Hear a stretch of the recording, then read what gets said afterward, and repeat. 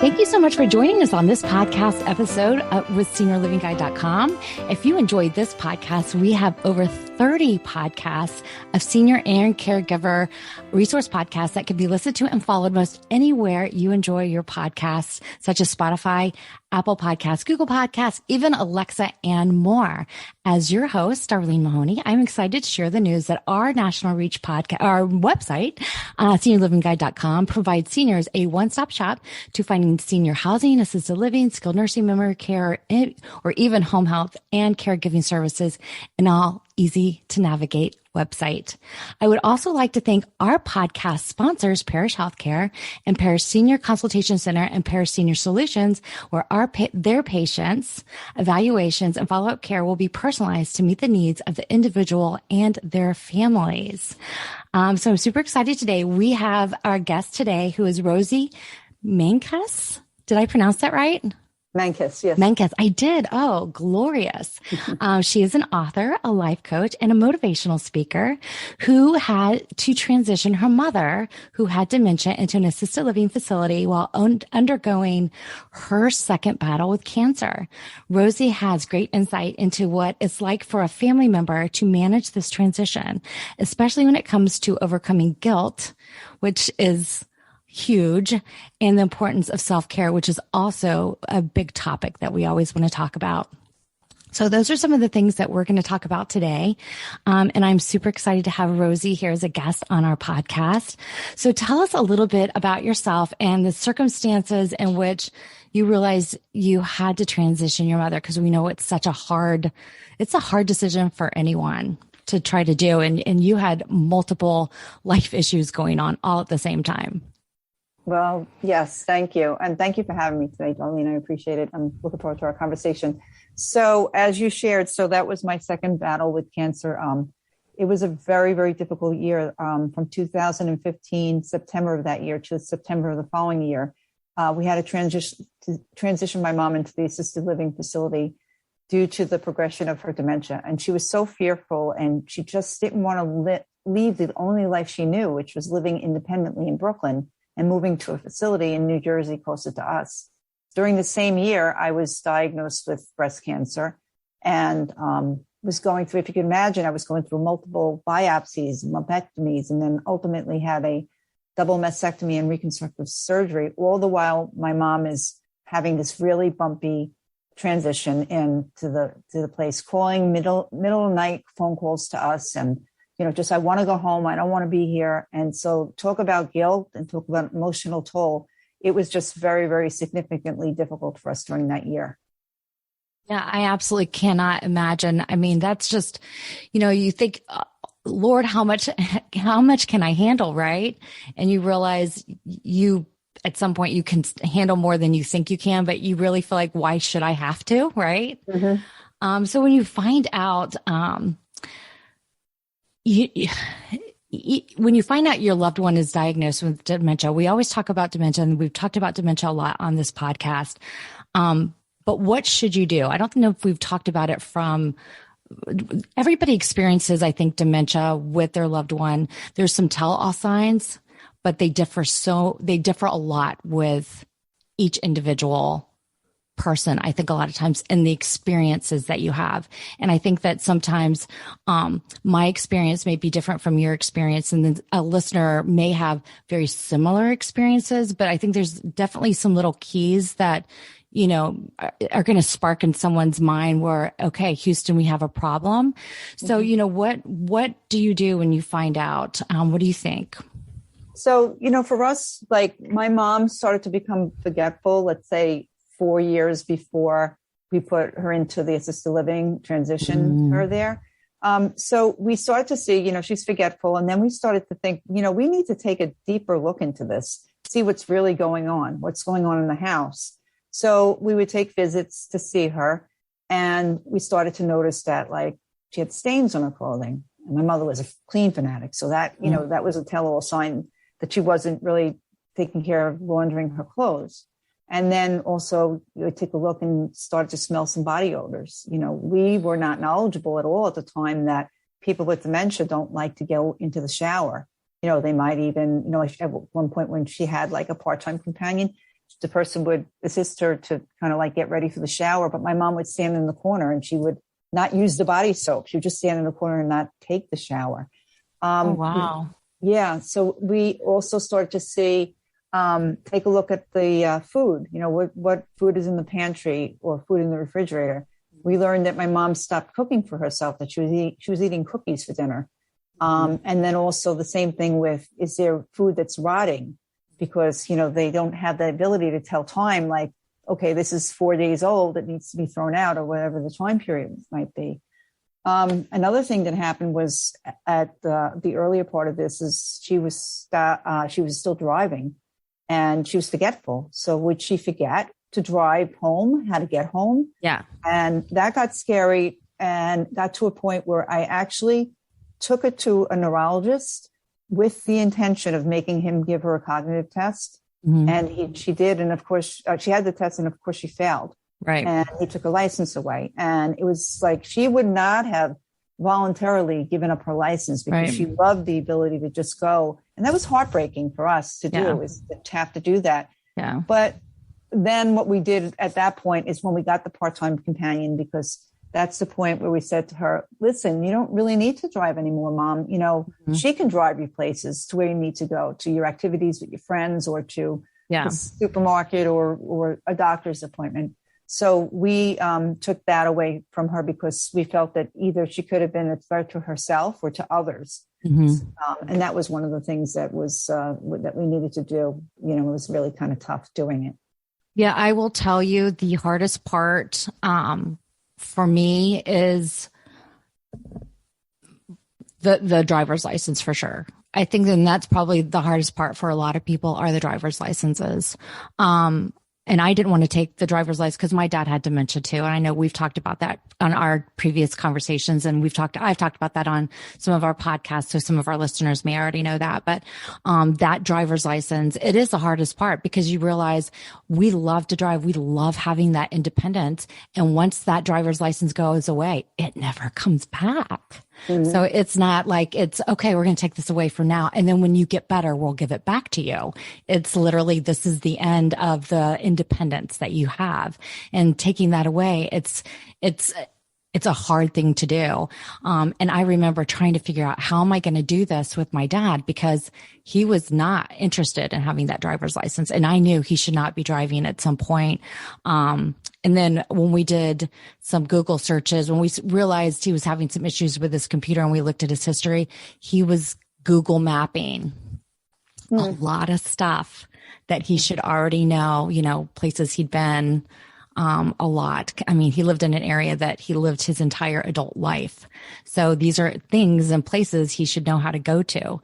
So the fact that he's Google mapping them and printing them out, was very concerning to me, and clearly should be concerning to everyone. And he was doing it old school, even when he had like a GPS and everything else, which was very odd because this was only a few years ago. So it's not like it was back in the day before, the GPS was available.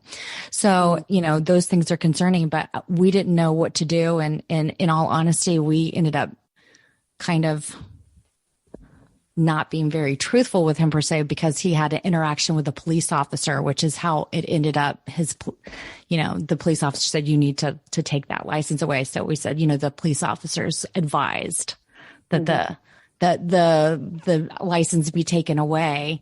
And my dad was super respectful of the law. So as soon as I said the law wants your driver's license to go away, that's when it kind of became much easier. There was a lot of pushback from my mom. She was really angry. She said she wanted to get a lawyer. She was very upset. But I think that if it had come from us, it would have been much harder than being, as you said, somebody more authoritative, like a doctor or a police officer. And being that it came from the doctor, she eventually conceded. Yeah. Well, he did get mad as well. But I also think an inkling of him knew. I think he was probably getting scared driving. I have a feeling that he was having some panic issues because I think he was getting lost when he was driving. And I think that he knew that he probably shouldn't be driving. And he may have found it a relief that somebody finally said, okay, enough is enough. Potentially. I could be wrong. So I have a question. One of the problems that I know that I had, and I'm sure you probably had it as one. I know probably a lot of our listeners do. My dad with his medications and even, some different things that the doctor trying to get him to remember. And he was very stubborn. He wouldn't put him in like any kind of organizational. He put sticky notes, which clearly don't stick for long, trying to organize medications like that. Did you have some of those same issues? We did actually. So my mom was in charge of her meds for a really long time. And then when the forgetfulness started, we went to her house one day and we found her face planted on the kitchen table. Oh my gracious. What happened is that she had put 2 Linesses and an Oxycodone in the same vial. And then we realized that, this is life-threatening and changes have to be made right away. We didn't make the change and the transition into assisted living at that moment. That's when we decided that she needed full-time 24/7 care, because besides that, she had some other issues that were health issues that required her to be observed.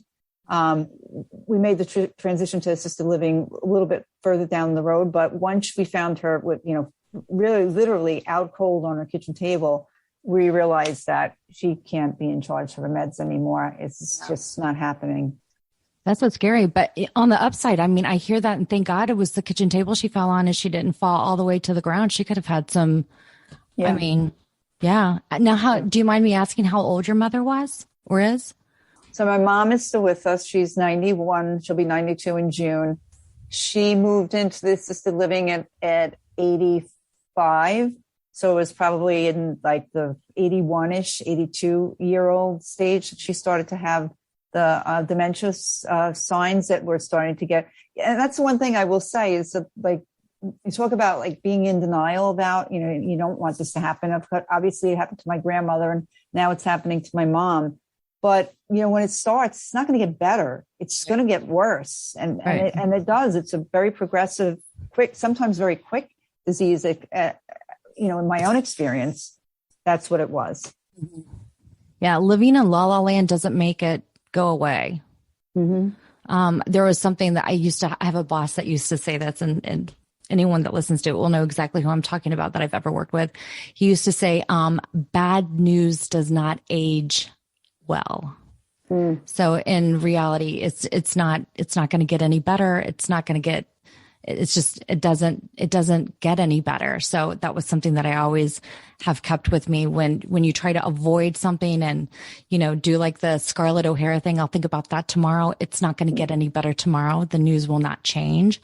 And I know that looking back on dealing with my dad and what was going on with him, I actually did do that. And I have suffered a lot of guilt for it because I did not want to acknowledge that he was having the issues that he was having. And so I just kind of, first of all, I was so afraid to take that independence away from him. And, I felt like he was just having like little things here and there. And I just kept trying to get by him more time, maybe is what I was kind of thinking. I knew he was having some issues, but, but also getting him in to see a doctor I had to trick him to do that, which was, I didn't want to have to do that, but getting him to go see a neurologist was really, I had to trick him. But at that point he was, he didn't have a choice. Yeah. That was the stage. Yeah. Yeah. It's tricky. It really is, because you really don't want to be deceptive, but on certain things you kind of have to tell little white lies in order to get the things that you need to get done, because you become their advocate. You really do. And it's that's something that you want to do. Nobody wants to do that flip over from being the child to the parent. But when they become to the point where they need you so much, somebody has to do it. Somebody has to step up. Yeah, that's definitely I think the most difficult part when you're the child taking care of the parent is that role starts flipping. And if you've never felt like that, like my dad was always more of a caretaker, and he was always, I don't want to say he was like the daddy, but because he was never overbearing like that. And he was never, like that. But I always felt like I always felt like I was protected by him on some level. So to go and flip that and for me to become his protector, it was very strange for me to change that role. And, yeah, so it's definitely different. It's a different role that you have to play. And so you have to get into that mindset that you have to be able to do that. But I wanted to ask you as far as, when a family member has to find that professional care for their parents, there is so much guilt involved, kind of like what we were just talking about, was that the case for you? And if it was, how did you manage that? I mean, especially with you already dealing with your own, physical issues, dealing with cancer. I mean, I can't even imagine how overwhelming that was for you. Yeah. I mean, to your point, so my mom was she was the matriarch of the family, of a big Italian family. And, my heritage, my upbringing was always that, you don't put your family member into a place, right? We take care of our own. So there was a lot of guilt involved with making that decision, especially since she didn't say, okay, I'll go. She was, I don't want to go. I'm not going. And the thing is though, so her care needs were I'm going to raise my hand up, really up here, right? And my ability was down here because I was going through my own significant health issues. So besides the fact that she had dementia and that was progressing, she also had some digestive issues that made her have the ability to soil herself and also hemoglobin levels. So it got to the point that, I mentioned earlier that I had live-in companion help for her, but now that wasn't even good enough because she needed skilled nursing. She needed more things than I could possibly be capable of doing. And, I had 2 siblings, but one of them lived in South Carolina full time and one lived in Las Vegas for 7 months out of the year. And I lived closest in New Jersey. So we had to make this transition. And, as we were talking about before, little white lies. So one of the ways we did it was, and my siblings were around to help with the transition, but they just, they weren't around full time to be part of the whole scene. Right. But we introduced the assisted living facility as a trial. We didn't say you have to live here the rest of your life, boom. We said, you try it. We'll try for a 2-week trial. And that helped because, my mother's a very strong-willed woman, in general, that's her personality. She wasn't going to want to be told what to do. So it kind of softened it. Yeah, I kind of softened it a little bit by turning it into a trial versus, and also the other thing, because I didn't share with her that I was going through breast cancer, because in 2008, when I had stage 1A lung cancer, she was well enough to just kind of drop everything in her life and come and take care of me and my young family, come to my house with me and my husband and help take care. But when I started to have the breast cancer issues and all the things I was going through, I just told her, I'm going through some stuff, Mom, personally. And it would really, really be great if you lived closer to me. So, to make her like my ally. And, in accordance with that, what I did was when we were doing, let's say, the quote unquote trial, I made sure she knew that we weren't just dropping her off, right? I would go and just drop off a cup of coffee, or I would go and just give her a hug. So she knew that she's closer to me and she's helping me out more by being closer to me. Another thing they always say, and I follow the, things that when I did research, is that when you're moving somebody in, you actually also try to bring things that are familiar to them, right? So that her bed, her beloved curio cabinet with her yadros, some pictures and stuff like that. But I guess in terms of the guilt also, what I needed to do is I needed to learn self-care. And when I mean self-care, I mean, I would go for a visit and she'd be like, I want to go home. I want to go home. I want to go home. And I think they call it redirection in the industry, but I call it deflection. So I would tell her, Mom, I'm really tired. Can we talk about this tomorrow? Kind of like what you tell your kids when they want to go to Toys R Us today. Oh no, it's closed today. We'll go tomorrow, And that was part of that whole, it became too emotional for me. And I was feeling guilty because she doesn't want to be here. She clearly does not want to be here, but she needs to be here. Right. The other thing was if I was visiting with her and I just felt too overwhelmed by the emotions, was tugging at me too hard, I would just, and it took a while to do this, but I would just get up and say, you know what, Mom, I just got a phone call from work. I need to get back. and give her a kiss. Now, that could have happened 10 minutes after my visit or 45 minutes. But when it felt that it was too much for me. And honestly, I would go and sit in my car and cry because it was a lot. It's a lot. 100%. It really is a lot. Yeah. A lot of crying in the car. Yeah. Yeah. Yeah. I can totally relate to that. A lot of crying in the car for sure. Yeah, no, it's hard. I remember going to see my dad, every day just to check on him. And he never said, I want to go home, which I was really surprised. But he never said that. But I made the mistake of thinking that I'm going to take him out and we'll go do stuff. I wanted to be like normal.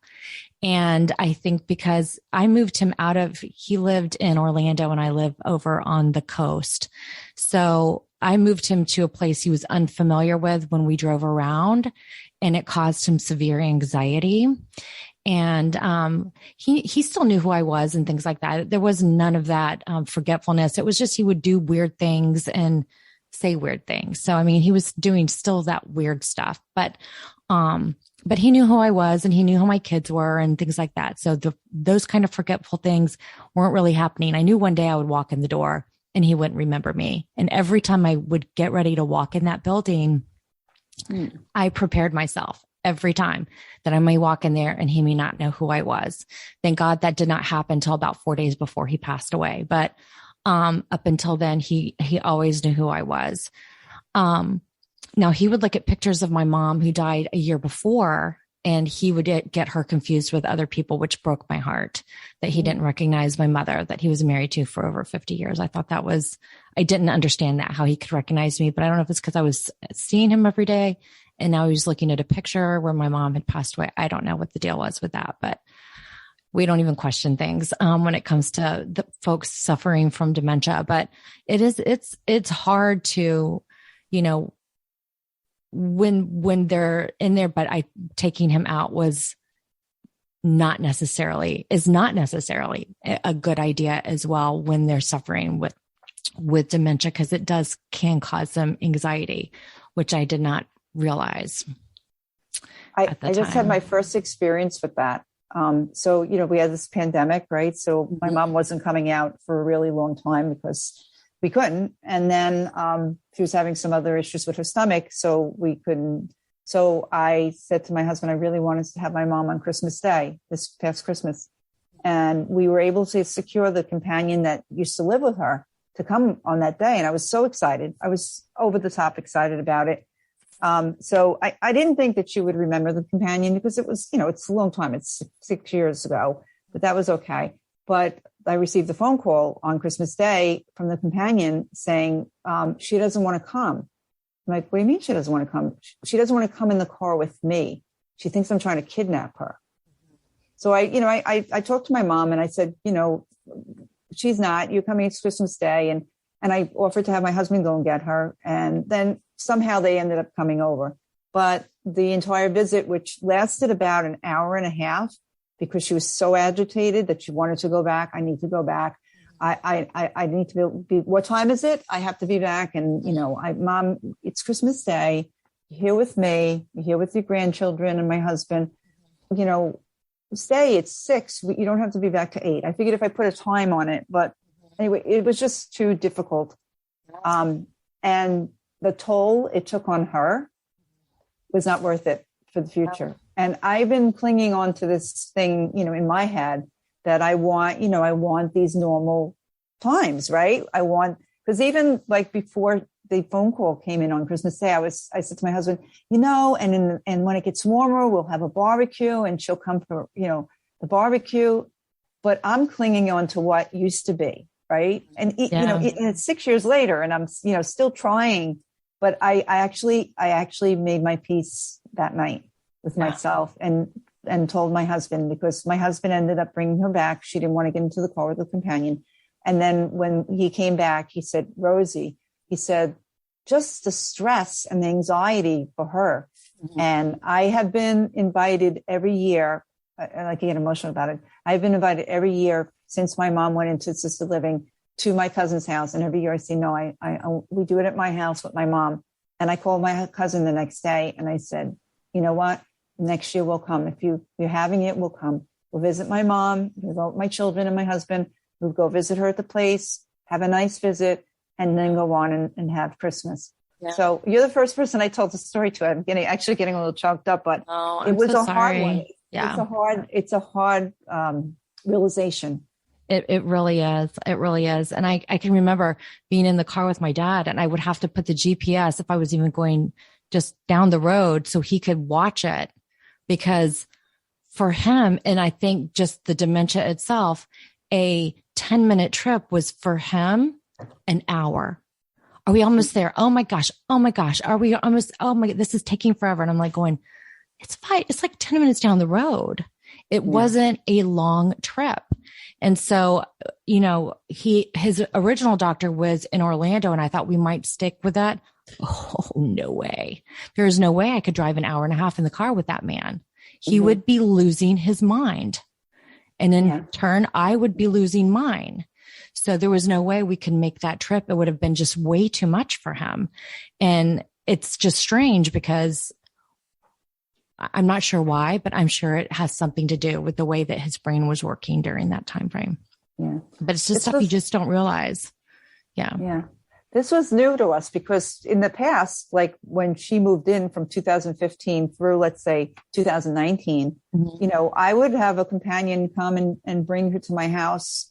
And the reason we needed a companion was because of the bathroom issues, because if she had an accident, you know, in some way, but the companions would come that, you know, I had screened, I had vetted, but they were strangers to her. And they would say, hey, Carmela, here to take you to your daughters for Easter. And she's like, oh, and she'd get in the car and come, and we'd have a nice visit. So I know it's partly the disease that's causing this change, but I think it's also the whole time that they were in, you know, they were there for so long because of the pandemic. So I think it's a combination of the two, but absolutely, I agree with that too.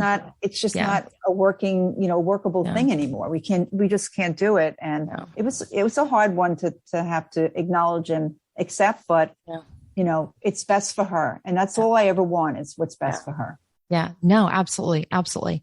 Well, I think we're going to take a quick break here, and we're going to come back and we're going to talk a little bit about how that transition went, a little bit more, and some self-care tips.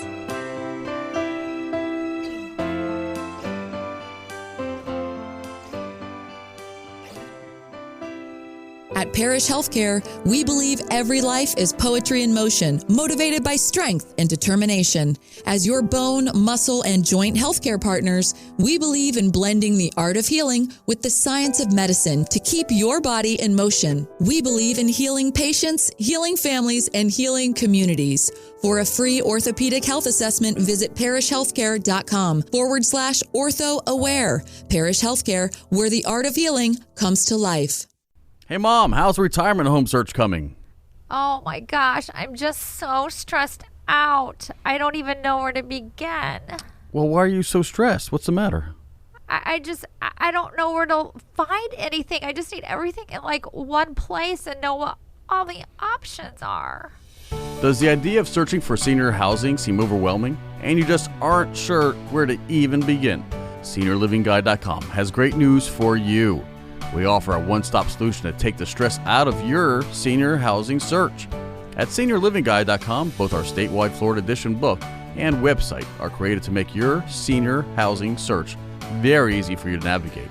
We provide details on communities, including retirement, assisted living, skilled nursing, memory care, and home health, allowing you to decide which best fits your needs and then connecting you directly with those communities. Visit us online at SeniorLivingGuide.com and start your search today and start de-stressing.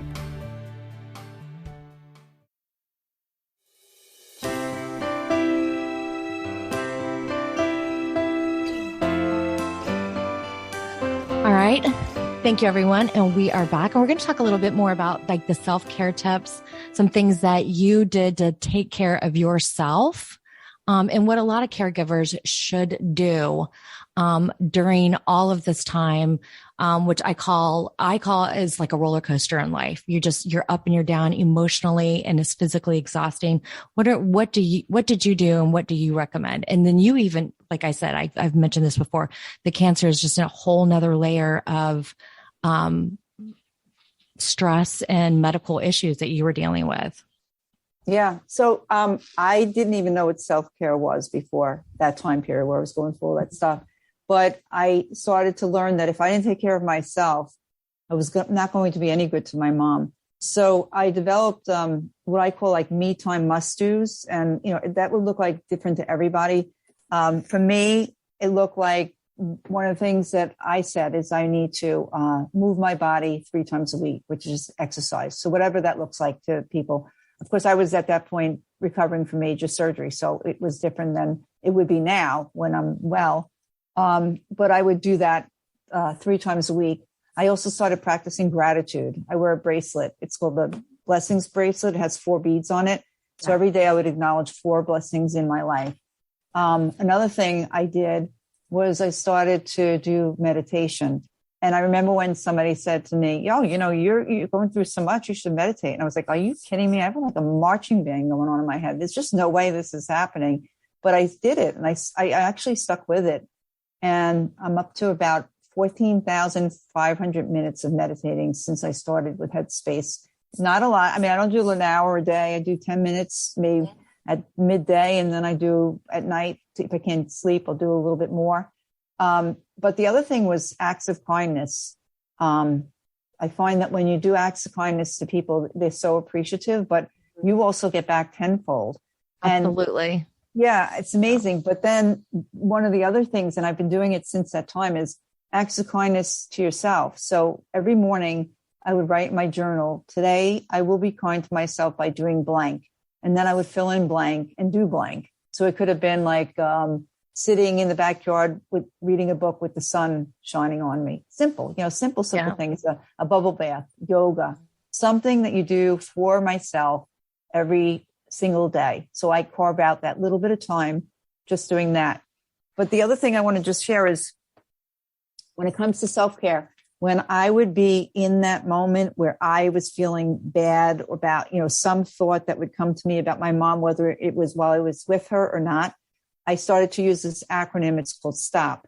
So it's stop, take a breath, observe, and proceed. And I would ask myself, is this thought really serving me right now in this moment, right? Is it true? And then the third thing is what is it I really need right now? Yeah.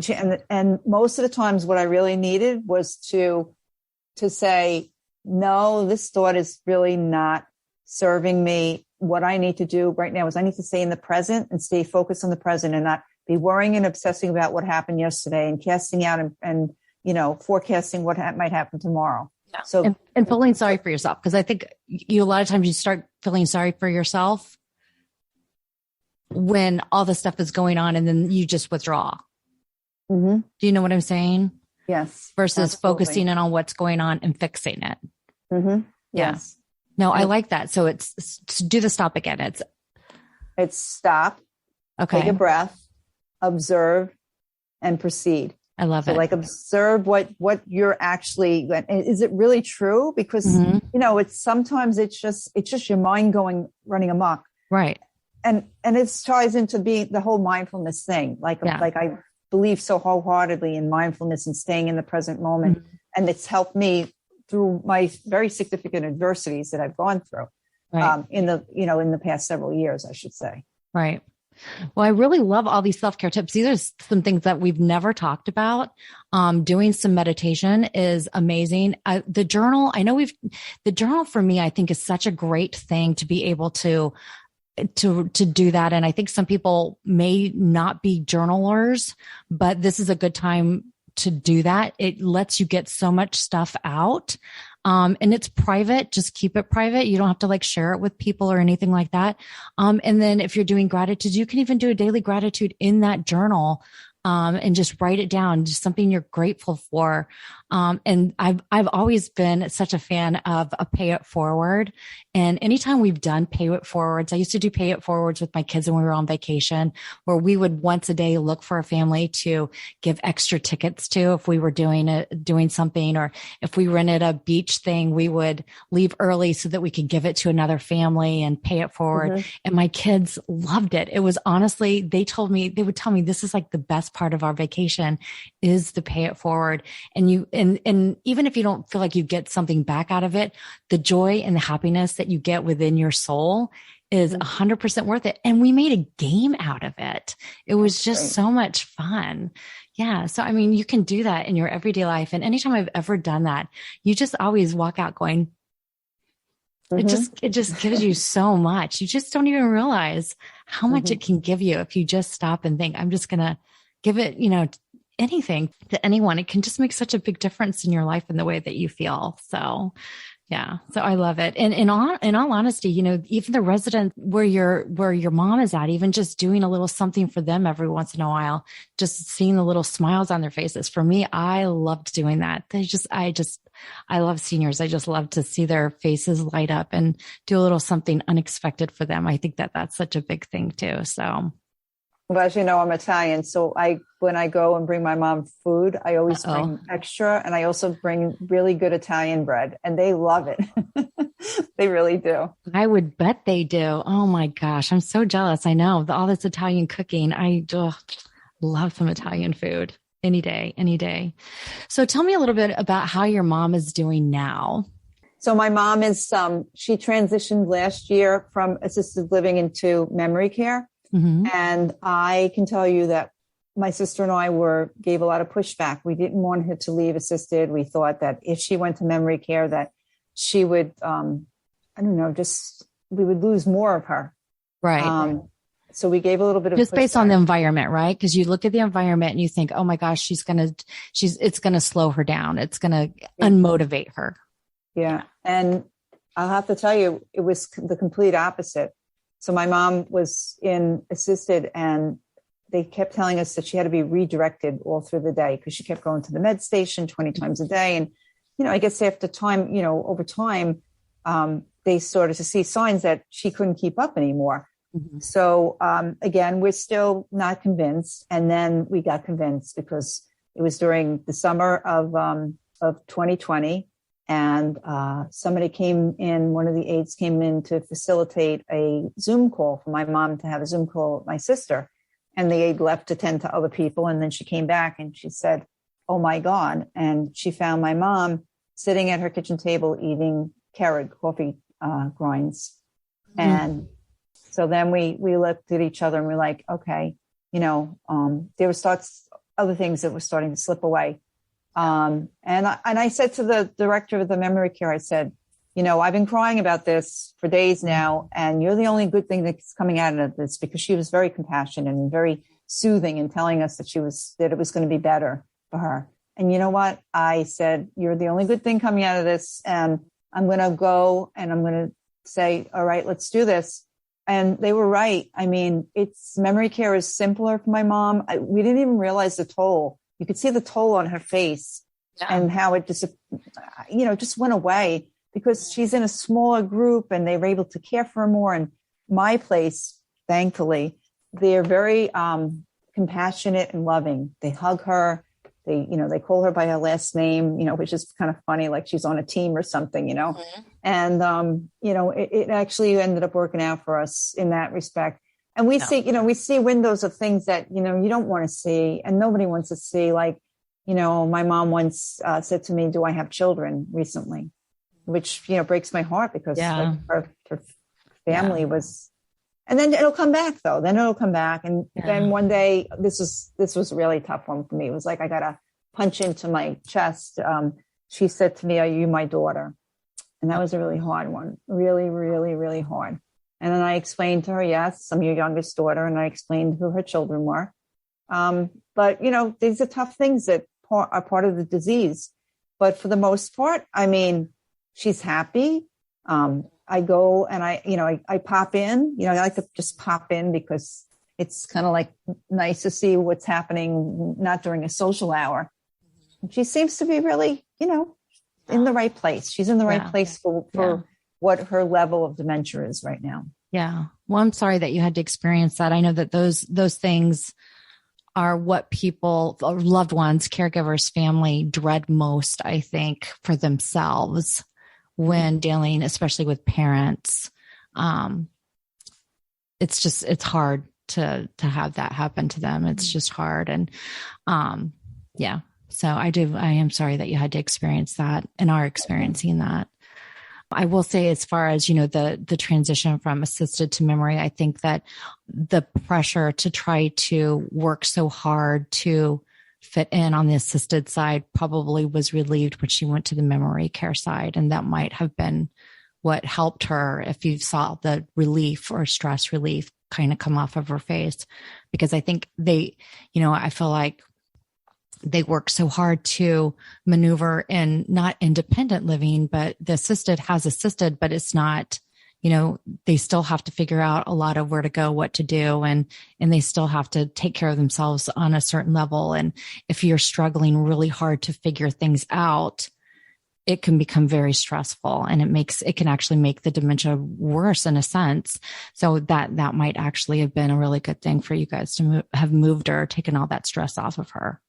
Yeah, we realized that, we were thinking the opposite, right? So we were thinking that she was going to decline more in memory care, but it was the opposite, that she was probably going to decline more just trying to keep up and not be able to kind of just be confused all the time. Yeah. And the ratio of staff to resident is better in memory care too. Yeah. Oh, absolutely. Absolutely. And then there's so many different specialized things specifically for memory care. So there's really targeted versus on the assisted side where it's not as much. So it's just more everyday living. So I mentioned in the very beginning that you wrote a book. So we have an author on our podcast. How fun is that? So tell us a little bit about your book, your journey, and a little bit about the book itself. So yes, I did write a book. My book is called, the name of it is called Find Your Joy and Run With It. And it's about that year where I had so many things happen to me all at once, and about really moving from despondency and despair to emotional wellness, and how I was able to come up with these unique tools to help me to get through all the things that were going on. And I didn't mention, during that same year, one of my brothers passed away. He died in a very, very sudden, tragic accident. So imagine if 3 things like that happened to you: breast cancer, your mom's dementia, and that. But it's a book about that's very inspiring, because people come up to me at book signings or they email me and they say, I read your book and I took things from the book that you used and I've applied them to my own life, integrated these things into my life. So it really becomes a very joyous kind of celebratory book. It also has like life coach lessons that I learned along the way within the book. So if you're looking for an inspirational read, you could find my book on Amazon, or even just with my website, which is my name, rosiemankus.net. Okay. Yeah. And I'll put some more of that information in the description of the podcast. So anyone clicking on it should be in there as well. Thank you. And you're located in New Jersey. Are you still doing book signings? I am. Yes. Okay. Actually, they're going to be setting up some book signings. Now with the pandemic, it's a little tricky, but I believe that my publicist is scheduling some in some boutique bookstores in the New York City area. Okay. Very cool. So maybe look for that opportunity if anyone's listening in that area. So that might be fun. All right. Well, we really appreciate your time today. This has been a great podcast. I really enjoyed chatting with you today. Oh, same here. Thanks for having me. It was really a great discussion. Yeah, absolutely. Thank you so much. And thank you everyone for listening. If you enjoyed this podcast, please feel free to listen to our other podcasts that we have on SeniorLivingGuide.com podcast. Thank you.